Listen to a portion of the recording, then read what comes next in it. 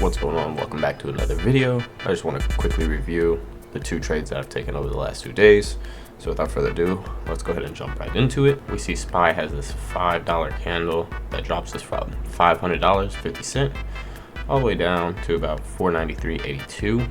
Just this one candle takes us to $495.06, but the bottom of the leg ends up being about $493.84. So I see SPY makes this low, with this one leg in particular being a $5 move. At the bottom of that leg, I'm expecting some sort of bounce. I ended up grabbing calls around here, 3-day calls, because overall the market is in an uptrend. So I'm expecting that within the next 3 days, we get back to 500.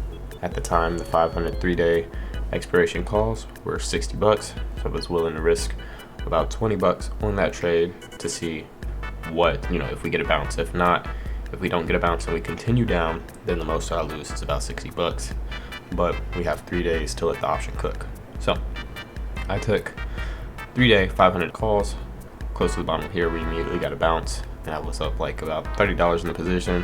Price reversed. I saw it reverse. However, like I said, I was in 3-day calls, so it didn't really bother me. I was willing to risk about 20 bucks. On the low here, I think maybe my max drawdown was like 23, 24, maybe even 25, maybe pushing $25, and then we get this bounce into the day that put me up about $2, right? So like I said, we get this huge drop. We're anticipating a bounce at some point. Probably should trim the position here as price made a higher high over these highs here, and then we could have capitalized a little bit more, but like I said, 3 days out, I was expecting price to get back to 500 within the next 3 days. Next day, we gap up, so now I'm even more confident in my position to hold those $500 calls, and we get some legs down that create liquidity pre-market, and then in the pre-market, or not in the pre-market, but in New York open session, what do we see? Well, we see it. We can look at this area here as consolidation.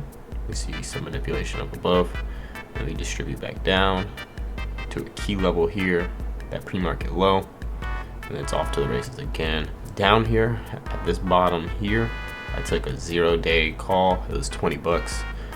Our high for the day was already at $497.99 before we reversed. So when we were down here, price came from up here. I was willing to say that by the PM session, by the New York PM, we'll reach 498. One, because we bounced right at 497.99. So I'm anticipating and expecting that there are more orders right there above 498. I'm just waiting for us to trade away from 498. We end up trading away from 498. I think I took more calls. Let's drop down the time frame. I ended up taking more calls. It's an alarm. I don't remember the exact entry, but I ended up taking more calls. I'll say somewhere down here. Ended up taking more calls somewhere down here. Price went ahead and reversed at a key level, which was our pre-market low. So because we were approaching that pre-market low, I had a conviction in the trade. If we broke below pre-market low, then of course, I just cut the trade. Probably cut both of them. Throughout this whole position, I was still holding my 3-day calls, which were now 2-day because it's a new day. And then, like I said, I took a 0-day $20 498 call. Willing to bet that by PM session, we get back above 498. I went in profit here. It was negative here. More profit here. Came back down negative here. Around here, I was break even. And then on the last leg up is when things just kind of fell into place.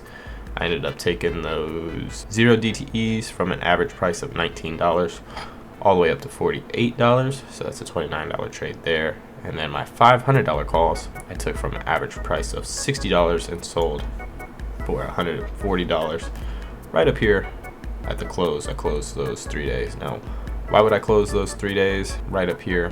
Right? Yeah, it was like right around here somewhere. Why would I close those 3 days instead of letting them cook if I have so much conviction that we're going to get to 500?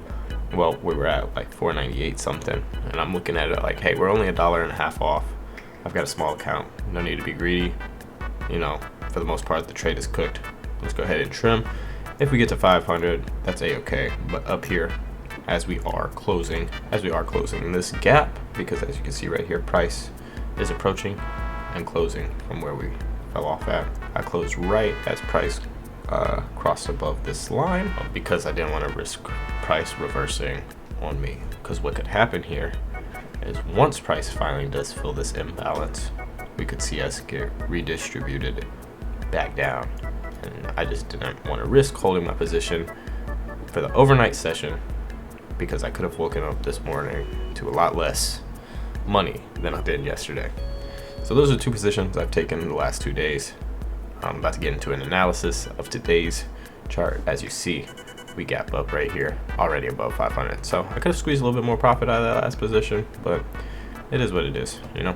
So these are the two trades that I've taken within the previous 2 days. If you enjoyed the video, like, comment, subscribe, retweet, follow, share for more.